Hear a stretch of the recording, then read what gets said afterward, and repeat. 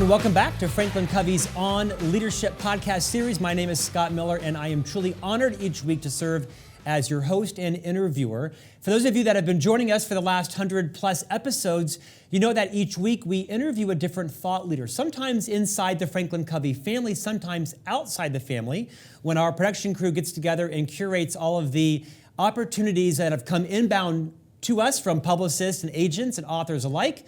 And we like to actually mix up the type of value we bring to you each week, typically all around a concept related to building your leadership credibility. And then there are the times when I'm privileged to take my three sons to our weekly trip to Barnes & Noble, where I tend to peruse all of the greatest books that are just out. And sometimes I bring with me the New York Times bestseller list, or that week, the Wall Street Journal bestselling list. In the last couple of weeks, as you know, the Wall Street Journal list publishes digitally on Fridays and comes out in print on Saturdays.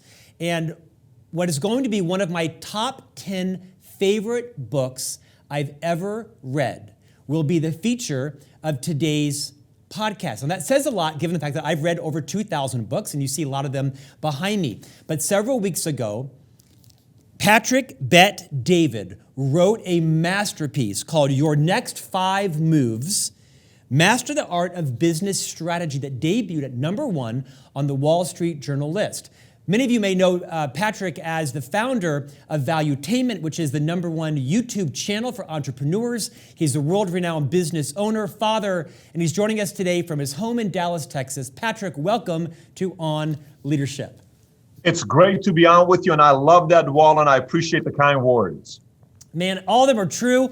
You know, Patrick, occasionally when I read a book, I'll tell the author that their book is different than a typical book, and that yours falls into this category, that is not the kind of book you sit down and read, on a weekend. This is the kind of book that is a reference guide that you revisit, I think, dozens of times. At least that's how I read it, which is I'd read 4 or 5 pages, I literally would close it, and I would just sit and think about it for a while. Think about, what is he teaching me? What am I learning? What am I resisting? I have so many notes from this book. I cannot wait to get involved in this conversation. You are a serial entrepreneur. Like me, your hallmark is vulnerability and transparency. You let it out there. And I think the greatest teaching gift that you're obviously giving your subscribers to your YouTube channel on Valuetainment is this unabashed transparency on what you've learned, where you've succeeded, where you've failed, how you're teaching others. Before we get into the book, would you take a few minutes and kind of walk us through some of the successes that you've achieved that have brought you to this book, including your early life in Iran as a Persian and your family's immigration to the United States? Absolutely. Thank you for that. I was born and raised in Iran, October 18, 1978, during the peak of the revolution in Iran. Eventually lived there 10 years, escaped Iran, left to Germany 6 weeks after Khomeini died, lived at a refugee camp there for about a couple of years. And I came to the States, Glendale, California, went to the Army right after high school. I was at the 101st Airborne for about 2.5 years, got out. I wanted to be the next, Arnold, go win Mr. Olympia, go into Hollywood, eventually be a governor, or maybe marry a Kennedy one day. But I met a girl named Jean-Vier who was working at Morgan Stanley, Dean Witter, and we started talking, we started dating, and she told me she works at Morgan Stanley. I was fascinated by numbers. I always loved numbers. And she said, you got to get a job at Morgan Stanley, Dean Witter. I said, I don't have a degree. She said, well, you need to get your degree first. I said, I'm not getting it. Anyways, long story short, I sent my resume. Back in the days, you had a fax letter. You had fax letters and had a cover letter. On my cover letter, I needed a very solid cover letter because my resume wasn't that strong. I had Haagen-Dazs on my resume, Burger King on my resume, Valley Total Fitness, military, that was my resume. So anyways, I sent it in and I had a joke on a cover letter. I said, if you're laughing right now, this is exactly how my clients are going to feel if they do business with me. If this is the kind of a person you want, give me a call. My clients are going to love me. I'd love to represent an organization like you. Fax 100 resume to Morgan, Merrill, Schwab, Goldman, all these guys, even though I knew Goldman would never hire me. I got 30 callbacks, 15 interviews, 3 job offers. I started at Morgan Stanley Dean Witter day before 9/11. Stayed there for about a year. Then I went to Transamerica, 7.5 years. Had a great run there. October 23rd of 2009, I started my own insurance company called PHP. We grew it from 66 agents to today 17,000 agents nationwide, 150 offices. We went from selling 50 policies a month to now 10, 11, 12,000 policies per month. And that's the business side. We raised money, we've grown, we've done a lot of great things with that part. And then accidentally throughout the process in 2012, 2013, I decided to start a YouTube channel, and we grew that from where it was at to where it is today. I think we have 2.7 million subscribers today, and total social media views around a couple billion views. You just described the American dream, but you actually skipped over this idea that you spent some time in a refugee camp, and perhaps you don't want to talk about that too belabored, but I mean, that's something that is not in my resume or anybody's resume or life journey that I know. Can you talk a bit about what it was like to leave your home country with your family, spend time in Germany in a refugee camp?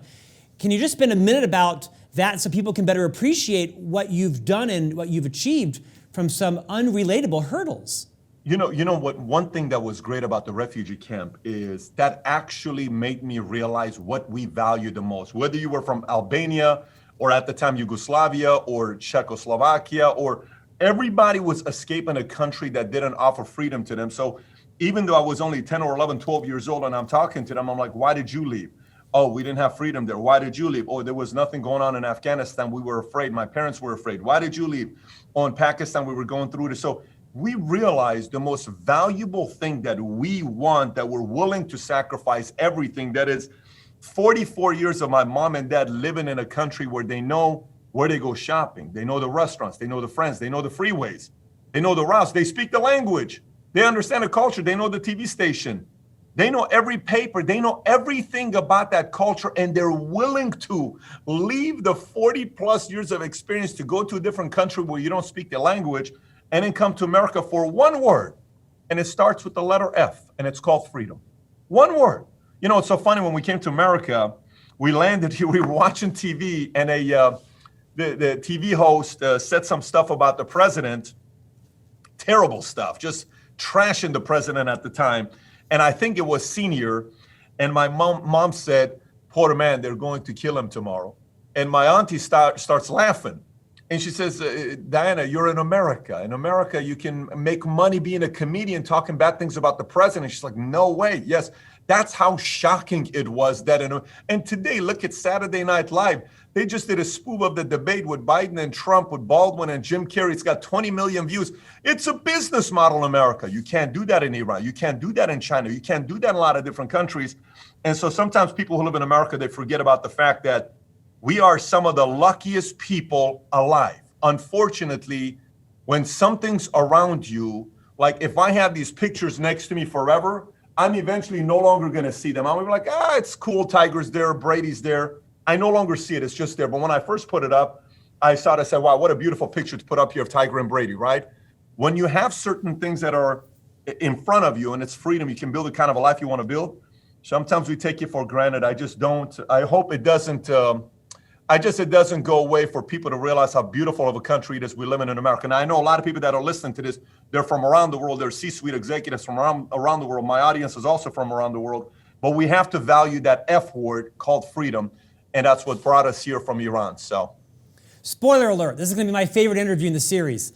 You should write like a children's book. Have you ever considered writing a book for teenagers that have no idea what it is like to be a privileged American? I mean, it would be a great book for elementary schools, junior high schools. Let's write it together. It'd be fun. It'd be fun to do that. Patrick, you open your book with a hilarious story about your time at Bally Fitness and how that was a pivot to you changing your life. Would you recreate that for our listeners and viewers today? Yes, absolutely. So I'm working at Bally Total Fitness in Chatsworth, California. And it was the only gym that had an outdoor pool. I love this place. I loved everything about Bally's. I wanted to eventually be the supervisor. My supervisor's name was Robbie. I looked up to him. He recommended me a book, How to Master the Art of Selling by Tom Hopkins. And it was the third book I had read at the time. First book was a recommendation by my sister, How to Win Friends and Influence People, who also worked at Bally's. Second one was Rich Dad Poor Dad. Third one was How to Master the Art of Selling. So I'm working at Bally's. And I go to Robbie, and Robbie says, Patrick, I'm going to move you from Culver City, which was the worst gym physically. It ended up winning the Triple Crown because they had a great team led by Cisco. But it was in a basement. It smelled, no new equipment, but the workers really had to be good at selling. because we didn't have the best product. So I had to really up your game in sales. So it moves me to Hollywood. It's the biggest club in America at El Centro. And I worked there as a regular sales rep, and I noticed how much the foot traffic was coming in nonstop. And the biggest earner worked at Hollywood. So I wanted to be a sales manager there. He says, I'm going to bring you back here and make you the weekend assistant manager, which paid at the time around $55,000, $60,000. He says, but first you got to go to Chatsworth because they're only hitting 42% the goal. If you go turn that around and bring it to 115%, I'm going to give you the job at Bally's in Hollywood. I said, you keep your word? He said, yes. So I left. I went to Chatsworth. What do? I got a guy named Oliver. I got all these guys that are saying, I don't want to burst your bubble. This gym has never hit the numbers for the last 5 years. These are different kinds of buyers. And these are, he started telling me that they're Middle Easterns, they're Russians, they're Indians, they're not. And I'm like, I'm Middle Eastern. I know exactly how complicated that is, but I know how to deal with them. We're going to figure this out. Within 30 days, we had 115%. We broke every single record that club had. And then 60 days later, on the leaders bulletin, I'm beating the other guy named Edwin Guerra, who he said, if you beat him, you'll get the job. Edwin was with Bally's for 6 years. I was with Bally's 9 months. So he comes in, he says, Patrick, I want to have a meeting with you. So I'm ready, I'm looking good. I fixed my hair. I got the nice shirt on, crease from the military. I ironed everything. I'm looking money. And he comes in, I said, I'd like to talk to you in the back. I said, no problem. I'm walking in as if I'm about to get my promotion. We go to the back. And he says, I got some good news for you. I says, what's that? Great job with your numbers on what you've done. I said, thank you. Yes, of course. I told you I'm going to do it, and I did it. He said, I want you to be here for 6 months longer, but because I think it's working out so well. But I don't think we're ready to give that job position to you. I said, I'm sorry. He said, yeah, we're not giving that position to you. I said, what do you mean you're not giving that position to me? He said, we're just not. We're going a different direction. I said, well, you told me if I do this, you're going to give this to me. Everything I said I'm going to do, I did for you. He says, yes, but we just have to go in a different direction. I said, so who's getting that job? He said, it's somebody else. I said, I'm going to find out who it is. Can you please tell me who's getting that job? He says, Edwin Guerra, It's so funny, when I wrote the book, 2 weeks after writing the book, he actually contacted me, sent me a message saying, this is the Edwin Guerra in the book. We haven't spoken for nearly 20 years. Long story short, he gives the job to Edwin Guerra. I go to the other room, I print out the leaders bulletin, I bring him, I said, I want you to look at the leaders bulletin. Edwin's at the biggest club, look what he ranked. I said, I'm at the club that was doing the worst, look where I'm ranked. He says, no, I know. I said, so you told me to do what I did. I didn't do it, you're not giving me a job. He says, no. I said, I'm sorry, but I'm quitting today. I resign. He says, what do you mean? He says, I resign. He says, you're not going to resign. I said, I'm resigning. So eventually I resigned. They were all shell shocked. I left all the people to follow me to the car. I said, guys, I can't work in an environment where you tell me what to do. I grew up in an environment, my dad was literal. If you tell him something to do, you better do it. So I'm raised by this annoyingly disciplined man that when he says he's going to do something, he does it. I'm his DNA. I can't help myself. You don't keep your word. I can't be in that environment because I lose trust. So I left. And I ended up losing everything. I was in debt, $49,000. Long story short, I had to go back and ask Robbie for a job. He gave me the worst job at Bally's, working at the lowest level, which is a morning manager, opening the club at 4 o'clock in the morning, which no one buys memberships at 4 o'clock. But eventually, while I was working there part-time, I ended up getting my licenses, Series 7, 66, 31, 26, Life and Health, all this stuff, and I left. But during that transition, I was at Bally's for 5 months.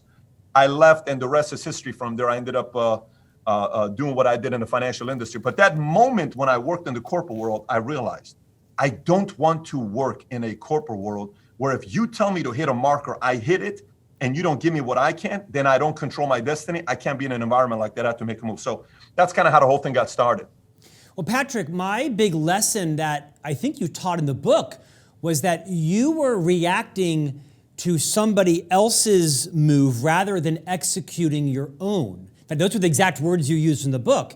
And I had to put the book down and I had to do some reflection on how often am I reacting to somebody else's move rather than executing my own. Teach that concept. Yeah, so if you think about it, Bally's ended up going out of business. They filed bankruptcy, and LA Fitness bought a lot of their gyms, and a lot of other people did. But at one point, 30 years ago, Bally's was a place to work. They paid the highest comp, they paid the highest commission. They had the best commercials. Celebrities would go to Bally Total Fitness. It had a very big name. Sure. And, they had a 36-month contract. Everybody else was month to month except for Bally's, because 36 months later, your monthly premium would go from $35 a month to $5 a month. Even if you listen to me right now, I sound like a walking commercial. I can tell the story so well. So I believed in the idea. I eventually wanted to be a supervisor and CEO. Here's a challenge. What if Robbie kept his word? What if he did what he said he was going to do? Maybe I would have been a lifer at Bally's. What if that was a cultural thing, that I wasn't the only one that they didn't keep the promises on their promotions? Because once I left, then all of a sudden I heard 5 other people left as well because the word wasn't kept. So this isn't just about leaving. This is about a culture and a fabric of a company. By the way, Robbie's a great guy. Till today, I have Robbie's phone number. He's a great guy, wonderful guy. I always see him as a guy that changed my life to help me get in sales. But the fabric of the company had issues. They took a hit. We're seeing a lot of that stuff that's taking place with Nokia, with Kmart. Kmart, after 5 years, when the Super Savings Center, 1962 and a half, when Target, Walmart, Kmart came out, all of them came out during the same time. 5 years later, Kmart had 250 stores. Walmart only had 9 stores. Fast forward to today, Kmart's been out of business for a while. Walmart employs 2.5 million people worldwide. How did that happen? It's the fabric of the company. However, when that happened, I sat there and I said to myself, if I ever run a company, I never ever want anybody to feel the way I just felt. I don't ever want anybody to feel this way. And I know for the most part, most people will conform because they're afraid of leaving a job and what it's going to take to build it in a business, or as an entrepreneur, it's going to scare the hell out of them. So for me, I sat there and I said, great, I'm going to leave. And if I ever get a chance to build a company, I'm going to build it on the foundation of making sure everybody else that's working there, if we say we're going to do something, we deliver on it. And if we don't, we have to have that conversation with them and take full responsibility, but we're going to deliver on it. That accidentally helped this guy go from being an employee to being an intrapreneur to being an entrepreneur. I never had any desire to be an entrepreneur. I was very happy to stay in a company, work under a CEO, and be the person's right-hand person for 10, 20, 30 years. Steve Ballmer's worth $60-some billion. He never started a company up until he made his wealth. He was an employee at Microsoft until he became the CEO under Gates. He never started Microsoft. He never took the risk. That was Gates. But he ended up becoming very wealthy. You don't have to be an entrepreneur to create wealth in America. But for me, I got cornered, and then I said, I got to decide what I'll be doing next. So then I started thinking everything in 15 moves. I know we wrote the book, Your Next 5 Moves. The publisher gets the title, Your Next 5 Moves. My original title was Your Next 15 Moves. I think 5 is too short. Grandmasters know their next 10 or 15 moves, but 5 moves is a good start. So everything I started doing, Scott, from that moment on, I started writing everything. Okay, so what do you want to do? Well, I want to do this. What do you need to do next? Okay, well, I want to get married, eventually have a family. Okay, if you had a daughter, would you let your daughter marry a guy like you today? Absolutely not. Well, then what do we need to do? Number one, we need to change me. What do we need to do? You need to work on your values. What do you need to do? You need to work on your discipline. What do you need to do? You need to get secure. What do you need to do? So I went through 15 steps, and I said, you know what? I would let my daughter marry the PBD after the 15th step, but I wouldn't let her marry the PBD of today. Well, let's get down to the 15 steps. So then I started looking at everything as my next 15 moves, and that changed the game. Patrick, I want to talk about the next 5 moves because it's something that I yearn to improve, is to think more strategically. But I have to tell you, if someone asks me what is the big idea that I learned from your book, of like the hundreds of ideas, it was the premise that, like me, you are a voracious reader and you've studied all the greats and you've read hundreds of books in your career and you've synthesized a lot of the learnings. But the big idea that I took away is that, now everyone listen to this, we tend to spend too much time thinking about other people, what they're doing, what they're modeling, and not enough time about us, what we should be doing, getting to know ourselves. We get to know the greats, Stephen Covey's and the Ken Blanchards and the Napoleon Hills. We get to know them really well, but we don't spend nearly enough time getting to know ourselves. I'd like you to teach us this concept. You know, it's amazing you're saying that. Last week I had a conversation with Jan Miller. Jan Miller was Stephen Covey's Yeah, we know her first well. agent. Yep. Yeah, when she told me the story about the fact that Stephen Covey came and said, hey, you know, all these publishers, they're turning my book down. What do I do? And she said, I can sell this book. And the book ended up selling 50 million copies. I don't know what the number is. I think he sold 150 million total copies. And obviously Stephen Covey's a legend with the book he wrote, with what he's done, whether it's the 7 Habits of Highly Effective People or the 8th Habit or any of the other work that he's done. But you know, when you're talking about your move, here's what it became. The first thing I talk about when I talk to anybody, say somebody is in a bad place, say somebody is frustrated, say somebody is, you know, looking at their siblings, how they're doing, you know, looking at their friends, how they're doing, their parents, all this shadow mentality type of stuff. The first thing I always ask is the question that we rarely get asked: who do you want to be? You know, this movie, in the Notebook, the beautiful scene where Ryan Gosling is standing out there by the car with Rachel McAdams. She came, spent a couple of days with him. She sees that he built the White House, that he promised he was going to build that White House for her, and it's in the paper, and she's dating this guy that's a politician, and the mom takes her by this construction worker and points at the guy that she loved, who was a construction worker, and says, look, I love your dad, but that was my love, but you got to make the decision of a career man. And then Ryan Gosling asked the most powerful question all of us ought to be asking.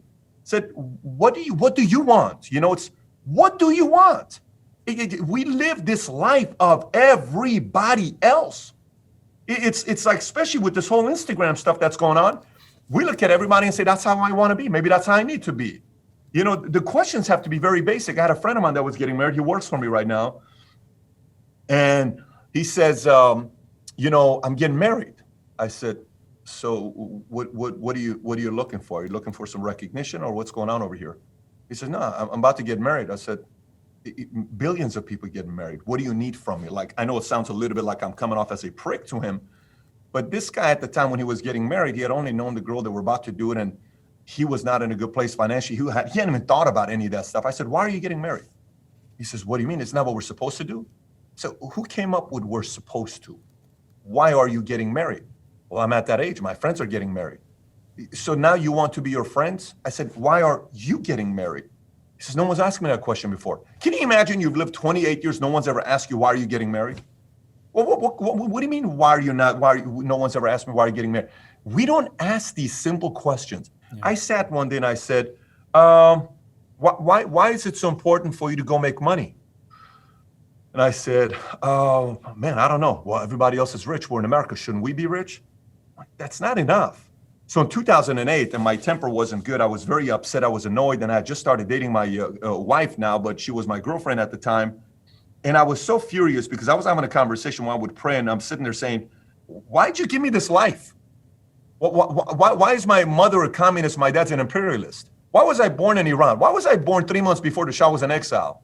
Why did we escape Iran, go to a refugee camp? Why did you put me at a refugee camp with all these different personalities and experiences? Why did you put me in the military? Why did you give me the math ability, but not all the other abilities? Why did I never take English as a second language? Why did I never take English 101?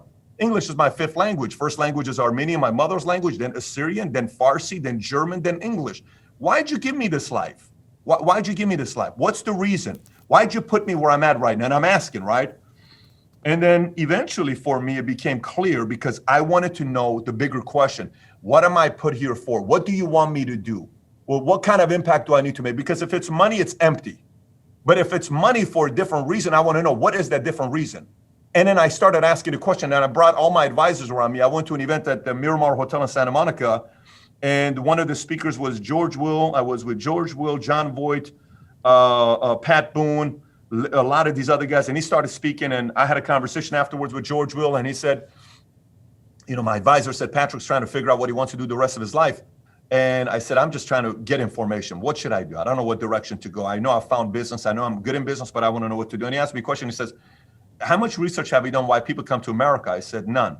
How much research have you done why so many countries in the world, nobody calls themselves the American dream? There's only one country in the world that they say the American dream, not the Chinese dream, not the Russian dream, not the German dream, not the Brazilian dream. There's only the American dream. Have you studied that before? I said, never have. So why don't you go study that? So I did. And then all of a sudden, my belly had this fire in it. And I couldn't stop talking about it. So when we started the YouTube channel at first, the first 104 episodes I did, I think the videos averaged 200 to 500 views. Maybe we got 1,000 views, we would celebrate. And then one day I'm like, listen, we're being too general. I took a step back. I said, I said, babe, I talked to my friends, what is the one word you see me that I can't stop talking about? She says, Pat, you're about freedom, you're about entrepreneurship, you're about capitalism. You can't stop talking about capitalism and entrepreneurship. See, yeah, but I don't want to talk about it. But that's all you talk about when we're behind closed doors. So I started looking, I said, you know what? My one word's going to be entrepreneur capitalism. And I went and played with that because I can't stop talking about it. What does this have to do with the question you asked me? That's who I want to be. This message is in here, okay? You got to go find a message that's in here. I read a book many years ago by a British diplomat. It was called Leaderless Revolution.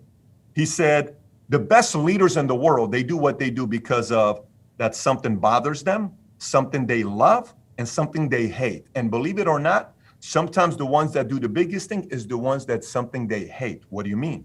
The saying goes, whatever you don't hate, you learn to tolerate. You don't hate it, you just don't like it. You don't hate being broke and being controlled by the government and the job and fears of having a raise or being fired. You just don't like it, but you don't hate it, right? Well, I sat there and I said, who do I want to be? Once I got clear with who do I want to be, the rest was history. This goes back to whoever that's watching this. You may be a CMO, you may be a director, you may be a VP of a company, you may be a CFO, you may be a CEO, you may be a founder, salesperson. And you know you can do more, and you know your capacity is bigger than that, but something's holding you back. Step number one, move number one is, who do you want to be? It's all about you, move number one. I can tell you one thing for a fact. I've seen people who had no clue who they wanted to be. They spend a couple weeks taking the personal identity test. They take a couple weeks going through this idea, studying themselves. Like this, 6 months later, you don't recognize them. Their eyes, they have fire in them. 6 months ago was droopy. It was like, hi, so soft. And all of a sudden, why do I see fire in those eyes? Because this person got clear on what they want. It's one of the biggest challenges with most people, why they never reach their potential. They never ask the complicated question. And as simple as of a question it is, who do you want to be? Best line in the book, do you know who you want to be? Do you have a clear vision of what it looks like? At this very moment, is the way you're acting consistent with your future truth? I put it down. It's so pragmatic, it's so simple, but is the way you're acting consistent with your future truth? Patrick, you also talk a little bit unconventionally in the book about the power of channeling your frustration, your jealousy, your anger, and using that as a force of will. Talk to that, if you will. Yeah, so when you're talking about future truth, to me, future truth could be potentially a current lie, but it's a future truth. So yes. Meaning, one day I will ... Well, how do we know? Maybe you're lying. You're right. It could be categorized as a lie, but it could be a future truth to me. So to me, it may be I'm going to do X, Y, Z in the next 5 years. Well, if you don't, what is that considered? Is it a lack of vision, or are you lying? What are you doing? So people around you may be like, I don't know, I don't believe you. They're right to say, I don't believe you. It's our job to have that lie become a future truth. So it's not just something I'm talking about. And that's not an easy thing to do when we're sitting there telling people that one day we're going to do X, Y, Z, or we're going to go out there and have this vision become a reality. It's a tough thing to embrace. But when you sit there and you say, okay, alignment for me is a big thing. It kind of goes back to what you asked about yourself. I see myself over the years of having now 17,000 agents. I've hired a lot of people. I've worked with a lot of people, and I've kind of studied to see what personalities do well. A part of the book talks about what people are driven by. We're all driven by 20 different things. It's broken into 4 different categories, and you got to kind of identify which one it is. Some people are driven by madness. Some people are driven by purpose. Some people are driven by milestones. Some people are driven by individual recognition. Some people are driven by a lot of different things. You have to identify what you're driven with at this phase of your life. And as we age, it changes. It's not the same forever, right? But I can tell you what I learned over the years on who the most unhappy people were. And it was so weird when I figured this out. And it was a trend. I would see somebody, I'm like, why? You remind me of that person, this person, this person. Why are you always unhappy? What is it about you? You know who it was, Scott? The most unhappy people I've met in my life are ambitious, competitive, lazy people. Let me say this one more time. Ambitious. You want to do something so bad. You're so competitive. You want to win so bad, but you're lazy. Oh my gosh. It is catastrophic. Why? Because you know you can do better than the other guy, but you sleep in. You know you can go take that company to the next level, but you don't read the books. You know you can go out there and be one of the best leaders, but you don't deliver on your word. And that drives this person insane because they have to live in that body for the rest of their life. So for me, the complete opposite of what I just said, the happiest people are, these are my values and principles. These are my non-negotiables. This is how I live. If the way I live is aligned with my values and principles and my non-negotiables, I am very happy. I sleep like a baby when I go to sleep at night. When the way I live doesn't match my values and principles, it's like this, I'm miserable, I'm unhappy. And so for me, this whole concept about key to success and key to happiness, it's alignment. If these two match, you're in a very fulfilled, happy state. Are you sure English is your fifth language? Because you're remarkably eloquent in what is my only language. The book is your next 5 moves. Move 1 is master knowing yourself. Move 2 is master the ability to reason. Move 3, master building the right team. Move 5, master strategy to scale. And move 4, sorry. Move 5 is master power plays. I want to spend our next few moments not talking about those because everybody that's listening can buy this book, and they should, on my recommendation. What I'd rather do is talk about what's on page 69, which you call the 8 traits of a great processor. Because having had a 30-year career in corporate America, as having been a salesperson, a sales leader, vice president, executive vice president, chief marketing officer, an entrepreneur myself, I was equally as captivated with this power of knowing how to be a processor. I'm going to pitch them to you and then ask you to pick out a couple of them and talk about them. Sure. The 8 traits of a great processor. They ask a lot of questions.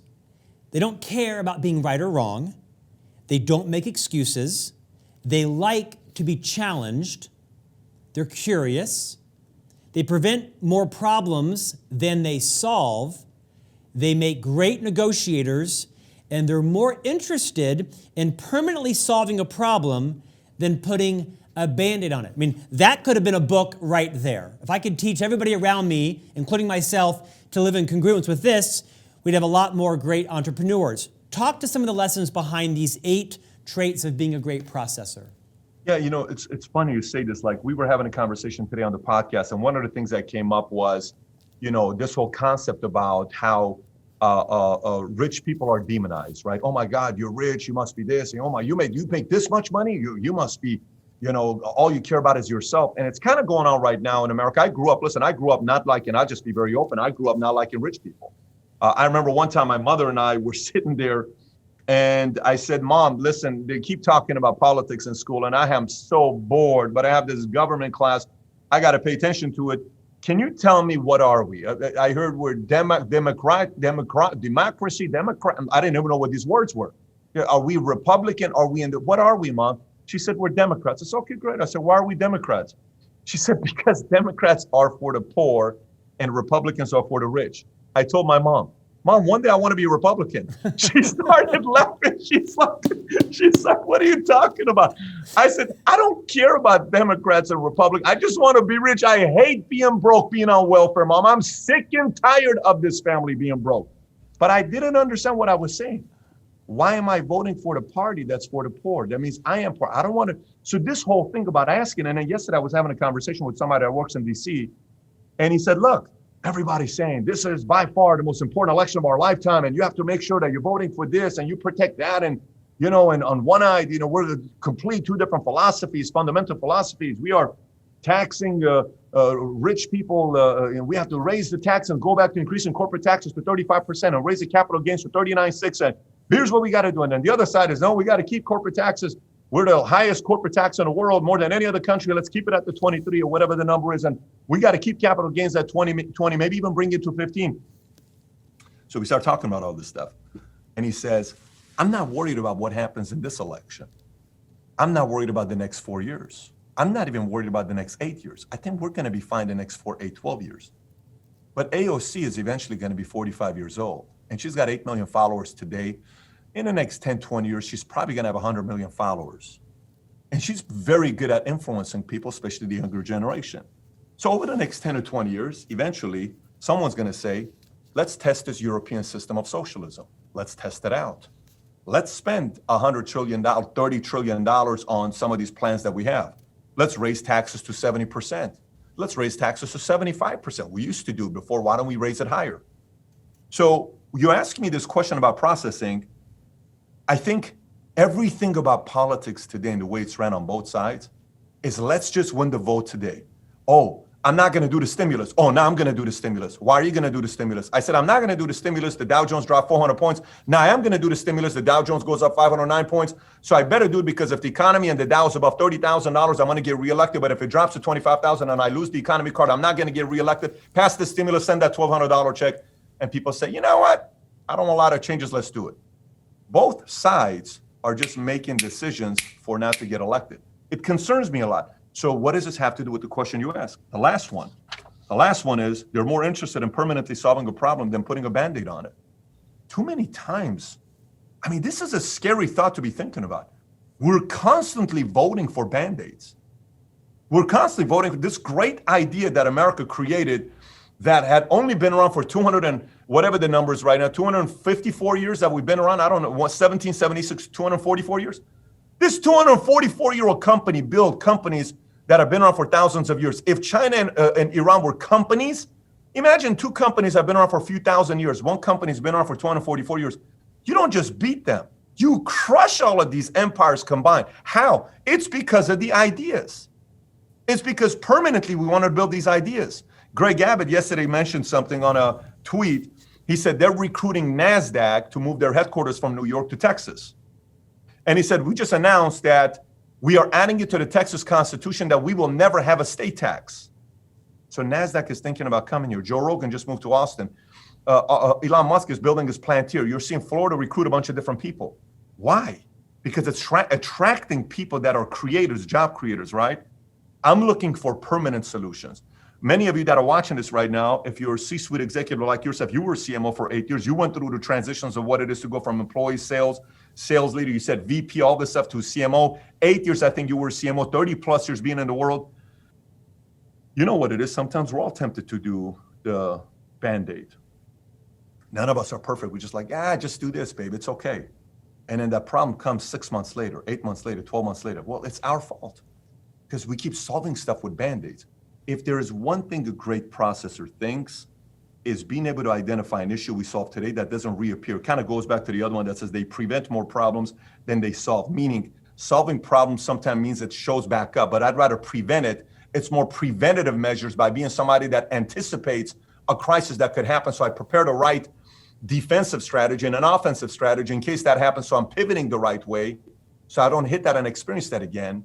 So to me, those two things would be at the top, because if you think from the standpoint of something is coming and anticipating it coming up and we're prepared for it and we permanently solve it, and we're not putting a Band-Aid, we're permanently getting rid of it, then you're going to have more momentum because there's less distractions, less issues, and sometimes more momentum makes an average leader looks like a great leader because they're able to protect their momentum. I would put those two at the top as the processors. Patrick, for those millions of people who are riveted watching you and listening to you, thinking about your energy, your stamina, your acumen, your positivity, what is it you do that can be replicated in others when they want to achieve goals that they have? What are the skills that you have created that anybody else could also implement to achieve the goals that they want in their life?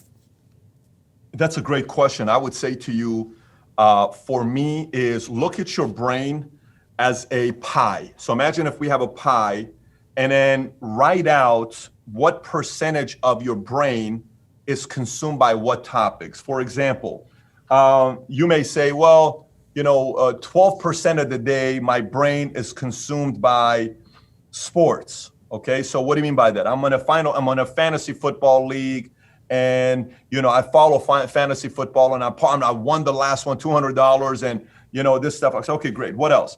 6% is politics. I'm really not a big politics guy. Okay, 14% is my kids, my wife, my family. Great. 2% is my faith. Okay, great. 42% is my job. Okay, great. 6% is comic books. Okay, great. 3% is the bowling league. Great. 2% is the badminton league. Whatever, if people still play badminton. All this stuff you write out. And then all of a sudden you're sitting there and you're noticing your brain is being consumed. You can't see that here. Your brain is being consumed by 20 different things. So I looked at myself and I sat there years ago when I was single. I said, partying's gone. No more 2 girlfriends. It's 1 at a time. I'm going to change my life and my values. I need things that calm my nerves. I need to find an environment to go to that's going to calm my nerves. I was an atheist for 25 years, and I said, I'm going to go find a church. So I went to every single church. And then finally, I found a way to calm my nerves. I found a non-denominational place for me to go to. And I stayed there, and I've been there since. And then I said, okay, I can't befriend these folks anymore. I just can't. The other day, I was having a conversation with the producer of the movie, The Promise, that was the story about the Armenian genocide starring Christian Bale. I was talking to the producer, Eric Israelian, who was a right-hand guy for Kirk Kerkorian. He said the one thing about Kirk Kerkorian, who owned MGM, who owned the catalog of Gone with the Wind and all these hotels, at one point his net worth was $10 or $12 billion. He said every 5 to 10 years, Kirk Kerkorian got rid of one of his right-hand guys. I said, why? He says, because they weren't growing at his level. Most people, after a little bit of fame and success, they slow down because their stomach becomes full. He said Kirk knew he wasn't going to slow down. And so for me, some of these are friendships that I got to get rid of. I eliminate friends. I eliminate certain people I talk to too much because that consumes my mind. They call me with their drama. I spend 2.5 hours thinking about that drama. I don't have time for that. Only the people that matter to me. I'd much rather have 5 great friends that we stay close to each other than 50 friends that can call me, text me nonstop. Fantasy football, fantasy stuff is gone. It takes way too much time. You got to cut the fat. And that's a very duplicatable message to anybody. You got to do an exercise like this and see where your time is being wasted and cut the fat. And then when you get that time back to put into areas of improving yourself, you may say, I only spend 0.5% a month working on myself. I don't read books. I don't go to conferences. I don't listen to audio. I don't consume the right content. I don't consume the right podcast. I'm not around a leadership seminar. Maybe I'm not part of a Vistage or YP or some organizations like yourself where you're bringing CEOs together. You're spending $500,000, $2,000 a month, where you listen to other people from different industries, how they're processing issues. I'm not doing that. Well, now you have that time back. So if you take that time back and you put it into one thing, I'd much rather put 80% of my time in one thing than put 80% of my time in 5 different things, okay? If I put that 80 into one thing, there's no way you can compete with me. This is not anything new. I'm telling you, Bruce Lee said, I'm more afraid of a guy that practiced one kick 10,000 times than a guy that's, these stories. I'm not telling you anything you haven't heard. I'm just explaining it to you in the most fundamental way for you to say, here's what I'm going to be focused on. I chose one industry. There's this whole movement right now of multiple streams of income, and I hope I don't step on anybody's toes. I read the book Multiple Streams of Income years ago by an author called Robert G. Allen. Nice man. I had a chance to meet him. And it was like, you always wanted to have multiple streams. Never rely on one. Do this and this and this and this and this and this and this and this. And then I read a book by J. Paul Getty. And J. Paul Getty says the complete opposite. Put all your eggs in one basket. Just make sure nobody touches it so your eggs drop out. But put all your eggs in one basket to have one big victory, then create multiple streams of income. See, it's non-conventional thinking because those books may do well and sell a lot in bookstores, but I'm not trying to sell books. I'm trying to go do something big to have my vision become a reality. And the same goes to you. So, Scott, great question. I would say cut the fat, minimize the things you put energy into, and you'll be amazed by the results you'll get. Patrick, your abundance and generosity is contagious. The book is Your Next 5 Moves, Master the Art of Business Strategy. I encourage everyone around the world watching and listening to buy it, audio format, print, digital, whatever. Extraordinary masterpiece. We didn't even talk about the inventory at the back, the personal identity audit. And there's, 15, 25 questions that I thought I would just flip back there and do them real quick. No. This is like a weekend at a lake. This is like a weekend of camping where you spend an hour or 2 thinking about each of these questions. How do you think the world views you? How do you view yourself? How is the public you different from the private you?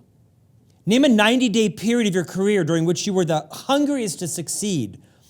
What drove you? How do you handle a public loss? I don't want to give it all away, but I'm going to do and spend the time on this audit. Patrick, thank you for your time today. Honored that you would join us. Tell me, what's next?